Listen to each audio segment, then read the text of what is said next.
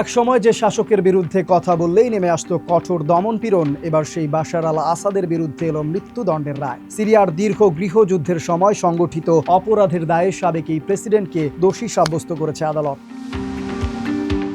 মঙ্গলবার দামেস্কের ফৌজদারি আদালত বাশার আল আসাদ এবং তার ঘনিষ্ঠ সহযোগী আতেফ নাজিবকে মৃত্যুদণ্ড দেয়। আদালত বাশার আল আসাদকে পূর্ব পরিকল্পিত হত্যাকাণ্ডের দায়ে দোষী সাব্যস্ত করেছে, আর আতেফ নাজিবকে পরিকল্পিত হত্যাকাণ্ড এবং নির্যাতনের অভিযোগে দণ্ডিত করেছে। 2011 সালে আরব বসন্তের ঢেউ সিরিয়ায় পৌঁছালে শুরু হয় বাশার বিরোধী বিক্ষোভ। দারা প্রদেশের আন্দোলন দমনে সরকারের কঠোর পদক্ষেপ পরিস্থিতিকে আরো ভয়াবহ করে তোলে। এক পর্যায়ে বিক্ষোভ রূপ নেয় সশস্ত্র বিদ্রোহে, শুরু হয় দীর্ঘ রক্তক্ষয়ী গৃহযুদ্ধ। আদালতের মতে 2011 সালে দারা প্রদেশে আসাদ সরকারের সংগঠিত অপরাধগুলো মানবতা বিরোধী অপরাধের পর্যায়ে পড়ে। RICL TMX, যুগের পর যুগ স্থাপনা থাকে মজবুত।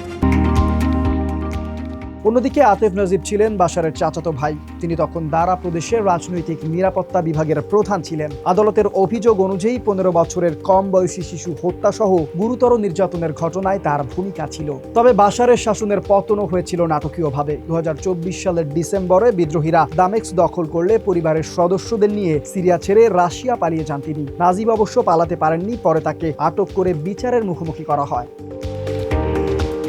হাফেজ আল আসাদ ও তার ছেলে বাশার আল আসাদ মিলে 5 দশকেরও বেশি সময় সিরিয়া শাসন করেছে। 2011 সালে শুরু হওয়া গৃহযুদ্ধে 5 লাখেরও বেশি মানুষ নিহত হয়েছে বলে প্রতিবেদনে উল্লেখ করা হয়েছে।